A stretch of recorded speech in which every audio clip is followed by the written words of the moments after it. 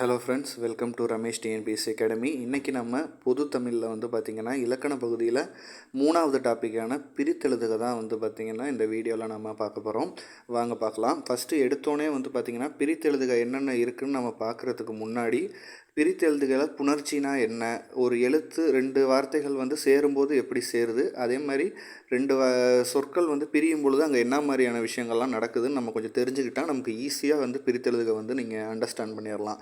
பிரித்தெழுதுக ரொம்பவே ஈஸியான டாபிக்ஸ், ஏன்னா ரொம்ப கஷ்டமாலாம் இருக்காது, ரொம்பவே ஈஸியாக நீங்கள் இது பண்ணிக்கலாம். இப்போ ஃபஸ்ட்டு இதில் வரியை பாருங்கள். நிலைமொழியின் பார்த்திங்கன்னா ஈற்றெழுத்தும் வருமொழியின் முதல் எழுத்தும் சேரும்போது நிகழ்வதே பார்த்திங்கன்னா புணர்ச்சி அப்படின்னு சொல்கிறாங்க. அதாவது இப்போ 2 வார்த்தை இருக்குது, முதல் வார்த்தையாக இருக்கக்கூடிய இறுதி எழுத்து தான் பார்த்திங்கன்னா நிலைமொழியின் ஈற்றெழுத்தும், வருமொழியின் முதல் எழுத்துனா 2வது வார்த்தையில் முதல் எழுத்தும், இது 2ம் சேர்கிற விஷயந்தான் பார்த்திங்கன்னா புணர்ச்சி அப்படின்னு சொல்லுவாங்க. இந்த புணர்ச்சியை தான் நம்ம பிரித்து எழுத போகிறோம். பிரித்து எழுதுனா நமக்கு ஒரு சொல்லை கொடுத்துட்டு இதை இலக்கண முறைப்படி பிரித்தெழுதுக நமக்கு சொல்லுவாங்க. அப்போ ஃபஸ்ட்டு அது எப்படிலாம் சேருதுங்கிறத நம்ம தெரிஞ்சுக்கணும். ஃபஸ்ட்டு இயல்பு புணர்ச்சி அப்படின்னு பார்த்திங்கன்னா, இயல்பு புணர்ச்சினா வேறு ஒன்றும் இல்லை, புணர்ச்சியின் போது மாற்றங்கள் இல்லாமல் புணர்வது ஆகும். அதாவது 2 வார்த்தை சேருதுன்னா எந்த ஒரு விஷயமே அதில் நடக்கலைன்னா அது இயல்பு புணர்ச்சி.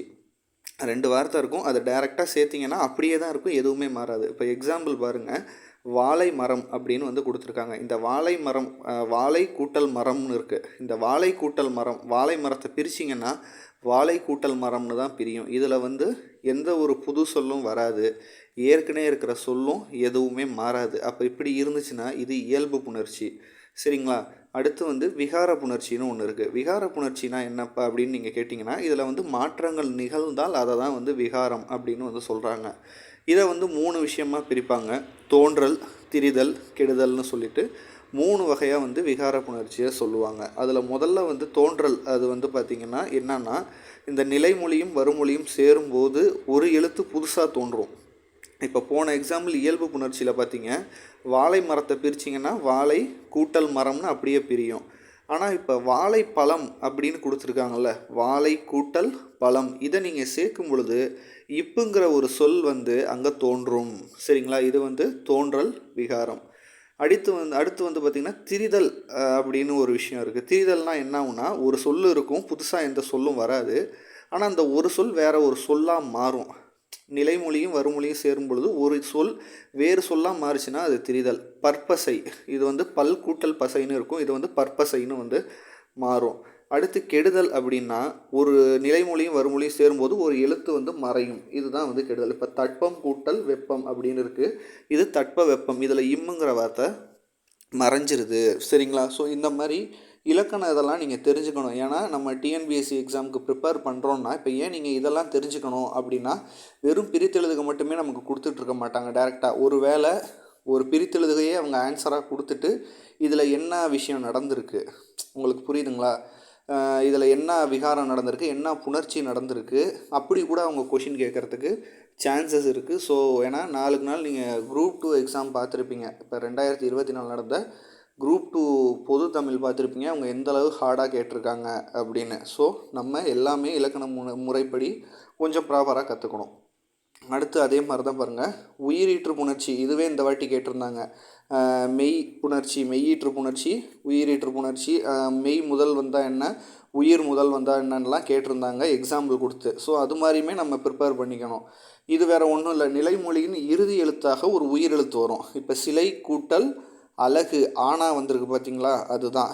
சரிங்களா? அதேமாரி மெய் புணர்ச்சியில் இறுதி சொல்லாக ஒரு மெய் சொல் வரும், வேறு ஒன்றும் இல்லை. இதில் மண்ணழகு மட்டும் நான் எக்ஸாம்பிள் மாற்றி சொல்கிறேன். அடுத்து பாருங்கள், உயிர் முதல் புணர்ச்சி. இந்த உயிர் முதல் புணர்ச்சிக்கு பார்த்திங்கன்னா வருமொழியில் முதல் எழுத்து உயிர் எழுத்து அமைந்தால் அது உயிர் முதல் புணர்ச்சி. அதாவது இப்போ பாருங்கள், பொன் கூட்டல் உண்டு, இதில் உண்டுங்கிற வார்த்தை இருக்குல்ல, வருமொழியில் முதல் எழுத்து. இதே வருமொழியில் பார்த்திங்கன்னா முதல்ல மெய் எழுத்துனா, இப்போ சிலைன்னு இருக்குது, இந்த சீனா உயிர் எழுத்து கிடையாது, அப்போ அது மெய். வருமொழினா 2வது வர வார்த்தை, ஈற்று எழுத்து. நிலைமொழினா முதல்ல வர வார்த்தை. இதை நீங்கள் கன்ஃபியூஸ் பண்ணிக்காமல் பார்த்துக்கணும். இப்போ வாங்க, இப்போ நம்ம பிரித்தெழுதுக பார்த்தா உங்களுக்கு கொஞ்சம் புரியும், எந்த வார்த்தை எப்படி சேர்ந்துருக்கு, எப்படி புணர்ச்சியாக மாறுது, இதில் எதுன்னு உங்களுக்கு தெரியும். இப்போ பாருங்கள், அமுதென்று இதை வந்து பிரித்தெழுதுக வந்து பார்த்திங்கன்னா அமுது கூட்டல் என்று. அடுத்து வந்து பாருங்கள் நிலவென்று, நிலவு கூட்டல் என்று. சரிங்களா? அடுத்து வந்து பாருங்கள் செம்பயிர், இது வந்து செம்மை. சரிங்களா? வந்து செம்மையை வந்து குறிக்கும், செம்மை கூட்டல் பயிர். பாட்டிருக்கும், பாட்டு கூட்டல் இருக்கும். அடுத்து வந்து பாருங்கள் திசை, எட்டு கூட்டல் திசைன்னு வந்து இதை பிரிக்கலாம். அடுத்து வந்து இடப்புறம், இடது கூட்டல் புறம். அக்திணை, அல் கூட்டல் திணை. பாகற்காய், பாகு கூட்டல் அல் கூட்டல் காய். நன்மாடங்கள், நன்மை கூட்டல் மாடங்கள். முத்துச்சுடர், முத்து கூட்டல் சுடர். ஏனென்று, ஏன் கூட்டல் என்று. ஓய்வற, ஓய்வு கூட்டல் அற. இல்லாது இயங்கும், இல்லாது கூட்டல் இயங்கும். அவ்வுருவம், ஆ கூட்டல் உருவம். மாசற, மாசு கூட்டல் அற. பசியின்றி, பசி கூட்டல் இன்றி. காட்டாறு, காடு கூட்டல் ஆறு. நன்றி அறிதல், நன்றி கூட்டல் அறிதல். வாழை இலை, வாழை கூட்டல் இலை. உள்ளுவதெல்லாம், உள்ளுவது கூட்டல் எல்லாம். நானிலம், நான்கு கூட்டல் நிலம். நாடென்று, நாடு கூட்டல் என்று, என்ற. நாடென்ற, நாடு கூட்டல் என்ற. இன்னுயிர், இனிமை கூட்டல் உயிர். பெயரறியா, பெயர் கூட்டல் அறியா.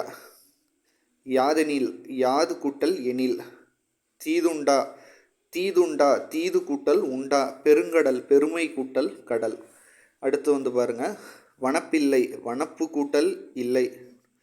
அடுத்து வந்து பாருங்கள் செப்பேடு, செப்பு கூட்டல் ஏடு. அடுத்து எடுத்து, தேர்ந்து கூட்டல் எடுத்து. இன்சொல், இனிமை கூட்டல் சொல். அடுத்து வந்து பாருங்கள் தன்னாடு, தன்மை கூட்டல் நாடு. அடுத்து வந்து பாருங்கள் என்றென்றும், என்று கூட்டல் என்றும். வானறிந்து, வானமறிந்து, வானம் கூட்டல் அறிந்து. ஐம்பால், ஐந்து கூட்டல் பால். வல்லுருவம், வன்மை கூட்டல் உருவம். நெடுந்தேர், நெடுமை கூட்டல் தேர். மட்டுமல்ல, மட்டும் கூட்டல் அல்ல. பாசிலை, பசுமை கூட்டல் இலை. என்றிருள், என்று கூட்டல் இருள். இவையெல்லாம், இவை கூட்டல் எல்லாம். ஏடெடுத்தேன், ஏடு கூட்டல் எடுத்தேன். நேரமாகி, நேரம் கூட்டல் ஆகி. இருதிணை, இரண்டு கூட்டல் திணை. இதெல்லாம் வந்து பார்த்திங்கன்னா இம்பார்ட்டண்டான பிரித்தெழுதுக. இந்த வாட்டி டிஎன்பிஎஸ்சியில் நம்மளை கன்ஃபியூஸ் பண்ண ஒரு பிரித்தெழுதுக என்னான்னு வந்து பார்த்திங்கன்னா தென்வாங்கு அப்படிங்கிற ஒரு வார்த்தையை கொடுத்து அதை பிரித்தெழுத சொன்னாங்க. நம்ம வீடியோவை இப்போ நீங்கள் ஃபுல்லாக பார்த்தீங்கன்னா அந்த தென்வாங்குக்கான பிரித்தெழுதுகையை வந்து பார்த்திங்கன்னா ஆன்சரை வந்து நீங்கள் கமெண்ட் செக்ஷனில் சொல்லுங்கள். எத்தனை பேர் கரெக்டாக ஆன்சர் பண்ணுறீங்கன்னு பார்ப்போம். தென்மாங்கு அந்த வார்த்தையை கரெக்டாக இலக்கண முறைப்படி பிரித்து கீழே நீங்கள் கமெண்ட்ஸில் சொல்லுங்கள். மூணாவது டாபிக் இப்போ நம்ம முடிக்கிறோம். அடுத்த வீடியோவில் எதிர்ச்சொல் பார்ப்போம். உங்களுக்கு யாருக்காச்சும் இந்த இலக்கண நோட்ஸ் பிடிஎஃப் உங்களுக்கு வேணும் அப்படின்னீங்கன்னா கீழே வந்து பார்த்திங்கன்னா நான் வந்து ஒரு ஜிபே நம்பர் கொடுத்துருக்கேன். அதோட ப்ரைஸ் அமௌண்ட்டும் கீழே டிஸ்கிரிப்ஷனில் கொடுத்துருக்கேன், இந்த பிடிஎஃபோட ப்ரைஸ் அமௌண்ட்டை. ஸோ அதுக்கு வந்து பார்த்திங்கன்னா நீங்கள் ஜிபே போட்டு ஸ்க்ரீன்ஷாட்டை அந்த வாட்ஸ்அப் நம்பருக்கு நீங்கள் மெசேஜ் பண்ணால் போதும், இந்த பிடிஎஃப் வந்து உங்களுக்கு சென்ட் பண்ணிடுவோம். சரிங்களா? அடுத்த வீடியோவில் பார்ப்போம். தொடர்ந்து பாருங்கள், சப்போர்ட் பண்ணுங்கள். நன்றி, வணக்கம்.